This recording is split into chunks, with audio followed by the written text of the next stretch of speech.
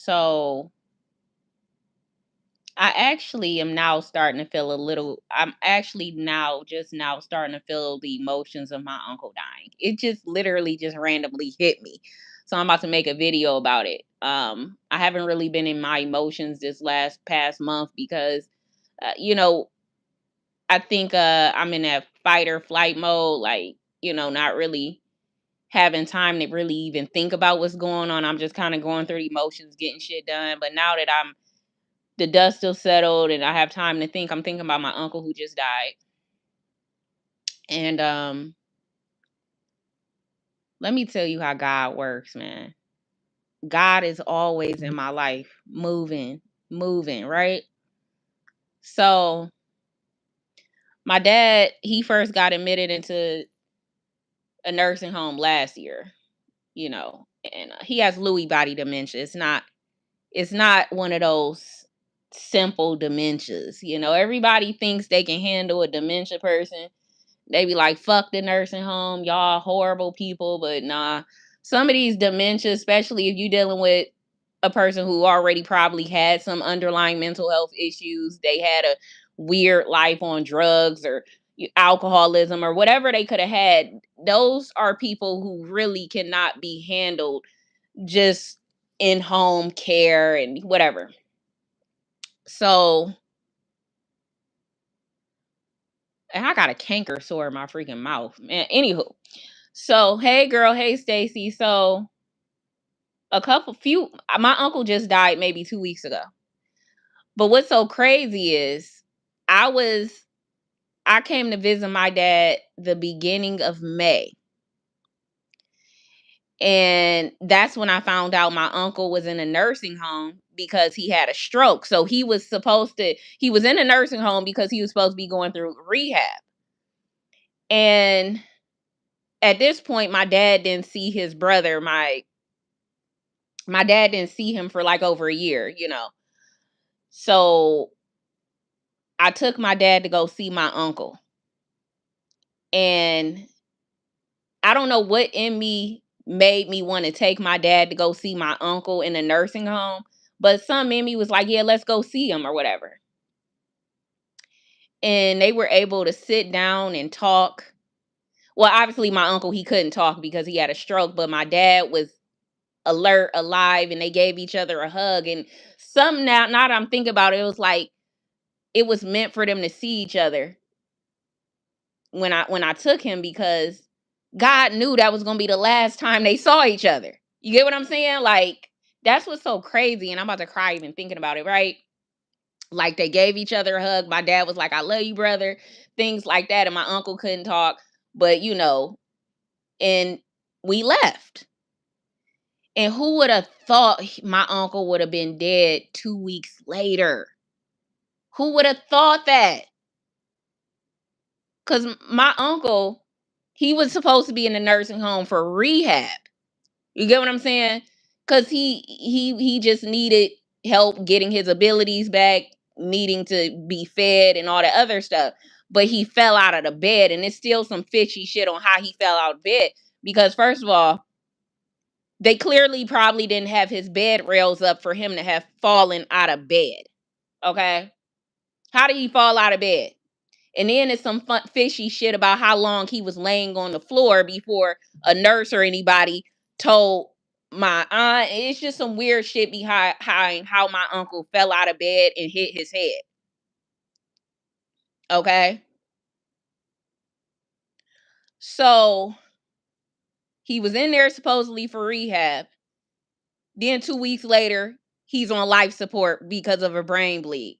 That's gonna be up to my aunt. She gonna have to deal with all of that. But beyond all that, I took my dad to go see his brother for the final time. And at the moment, I didn't know that was going to be the final time. Because, mind you, my dad got hospitalized and put in a nursing home last year. And my uncle and my cousin came to see my dad, but only one time. They only saw him one time that whole year. So, but once again, it's because all my dad's family are old and they have their own health issues. So they really can't be there for each other right now. So although it's a little bit irritating that my dad's family, he got a big ass family, nobody can really be there for anybody because all my cousins are dealing with their own parents and their own sicknesses. You get what I'm saying? But some told me, yeah, let's take my dad. And mind you,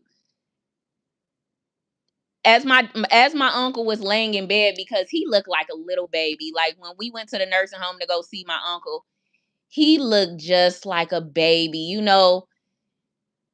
He was wrapped up in the covers. My aunt came up there to help feed him, finger feed him and stuff. And he couldn't talk, but he was alert. He's aware of what was going on around him. He just couldn't talk. And he was able, I FaceTime my son and I put the phone in front of my uncle so he can see my son. I don't think he even saw my son before because, mind you, I left being around my family when I was 17, and I kind of left all my uncles and aunts kind of in the dust. I was living my own life. So that was his first time seeing my son, and he was just looking at him, but he couldn't speak. And so it just felt like God put all that in play because that was his last time about to be on earth. You know, he saw my son. I was sitting over him and rubbing his head because my uncle has like really pretty hair. Like my dad's side of the family, they're all like brown, dark, but they have like this very soft, um, fine hair, just like my grandma. They say she's Cherokee, but white pale face has been trying to convince us that we ain't Indian, whatever, right? Uh, but I was rubbing his hair. He had braids in his hair. He just looked like an innocent child rolled up the last time I saw him. So it's just crazy to know that he died. And I couldn't really be in the moment of his death because my dad literally got hospitalized the day my uncle was found on the floor. Like, so they both kind of had a near death experience at the same time, only my dad is the one who stayed alive and my uncle died. So that was their last memory with each other. And I'm glad that they were able to get their hugs out and they were able to hug each other and embrace each other for the last damn time. It is so sad. It is so sad when I think about it, like how all of this just happened. You know? I was so busy crying over my dad over the last 2-3 weeks. I don't know who to cry over. I don't know who to cry over, my grandma, my uncle, or my dad. It's just, you know, and I don't think I really, because even with my grandaunt, when she got sick, I had to run up here at the beginning of May because my dad had punched a nurse in the face. So I had came up here. My dad, okay, so I told you the dementia is starting to get worse. So I have a camera set up in his room and I would notice that he was starting to get into the habit of unplugging things and unplugging the TV. He didn't know how to use the TV. He unplugged his camera. So I had called his nursing home and I said, "Hey, you think you can go in my dad's room and plug back up his camera?" She was like, "Oh, okay." 10 minutes later, I get a call saying, "Your dad just punched the nurse." And I'm like, I literally just called up here asking her to plug in the phone. So I think my dad's aggression and, dementia, it just, it. So I had to drive to see him.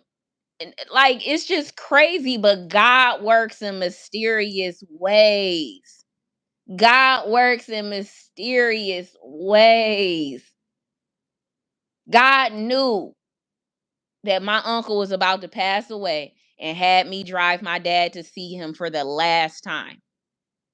Because my uncle has been in and out of the hospital for years at this point. He had heart surgery years ago. He's had all types of issues. Um, and he had lost a lot of weight too. So it was never nothing to be like, okay, but no, something's like, yeah, let's go see your brother. And I took pictures of them together for the last time. So I have pictures of them sit next to each other and having their brother moment. And then he passed away. You know? That's crazy. And my mom came up there to see him with me, my uncle with me, and I think she didn't see him for a long time either. So it just seems like it just I'm telling you, it's always something else behind why you may be moved to do something. You never know when it's going to be that last person's day on earth, and you may just be randomly moved to visit an aunt or visit an uncle or visit, and you don't know why. My because think about it, you probably don't went 10, 15, 20 years without talking or seeing people, then suddenly you feel more moved to see a person. Kind of like what happened with my grandaunt, right? Like, I started coming home to see my dad a lot, and some kept telling me like I need to visit my grandaunt. Like, some just kept telling me like I need to visit her, and I remember my last time seeing her was, I think, in December of last year. And we was just sitting around, and it started seeming like she was kind of losing her mind a little bit. She was like 94 years old. Um but she was still kicking. But I always kept having this urge to go see her. I never really had that urge before, but some just kept telling me go see her, right? And then she died. I'm up here going through my voicemail, and she left me a voicemail saying, "Hey, I love you, da da da." So I'm listening to voicemails. I can even go through my voicemail and hear a bunch of voicemails from my dad a couple of years before his dementia got bad, and he just sounded so good and sounded so clear, and it's just crazy. He was like, "I love you. I thank you for the pictures." And then you go back in these voicemails and just, oh my God. So anyways, so yeah, that's two people. That's two people.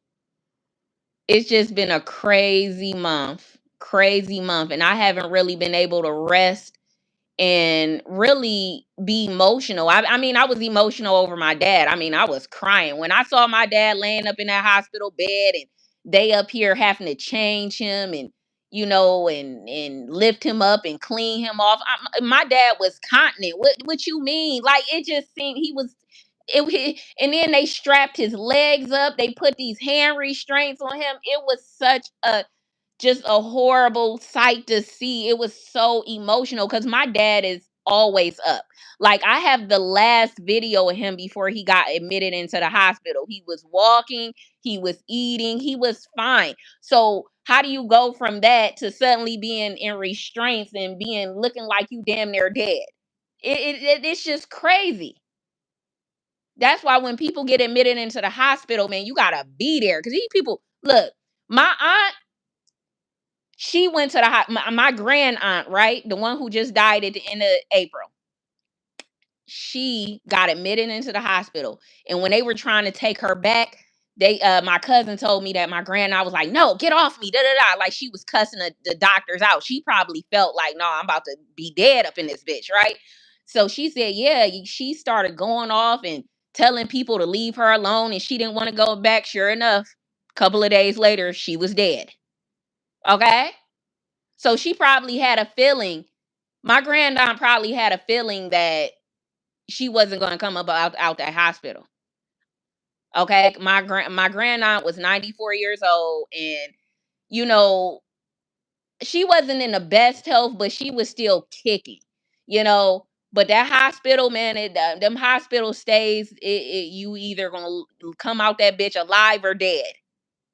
And I promise you, I feel like if I did not come home and I was not at the hospital every day feeding my dad and verifying that he was still eating the food and still eating, he could have been dead too.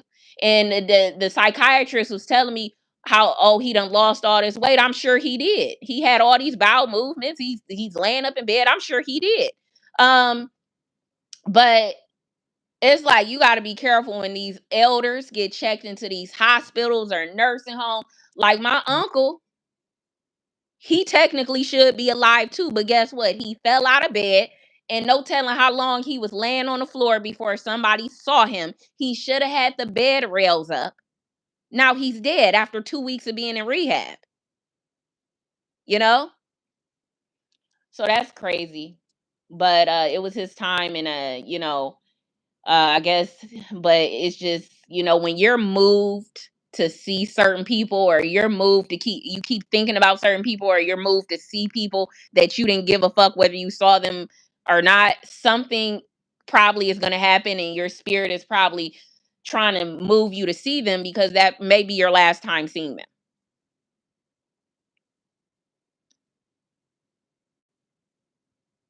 Okay? That may be your last time seeing them. So, anywho, just keep that in mind. And if someone gets admitted into the hospital, especially an elderly person, 60 plus, be there with them every day. Cause yeah, they're mandated to give them food, but they're not mandated. They may or may not eat. Okay, they may or may not be giving these people water. And they could be thirsty, dehydrated, all types of shit. You just got to be up there breakfast time, lunchtime, dinner time, verifying that they're eating and drinking and all this other stuff while they got them on these heavy ass medications that could kill them, right? These medications that they'll put somebody on, it may be the wrong dose, it could be a high dose. And then the nurses are only going to do what the doctor say, right? So if the doctor put somebody on a dose of something, the person could already be overly medicated, but because they're on a schedule to keep getting medication every couple of hours, they'll just keep giving them this medication that they're already too high off of. And then they may not verify if they're drinking water and eating. You can't be on all these medications if you're on an empty stomach, especially if they ain't got an IV in them. I'm telling you, it's fucked up. I swear to God, if I didn't come up here to see my dad would have been dead. I promise to God. Not from the nursing home, but from the fucking hospital. Okay? So, anywho, that's what I wanted to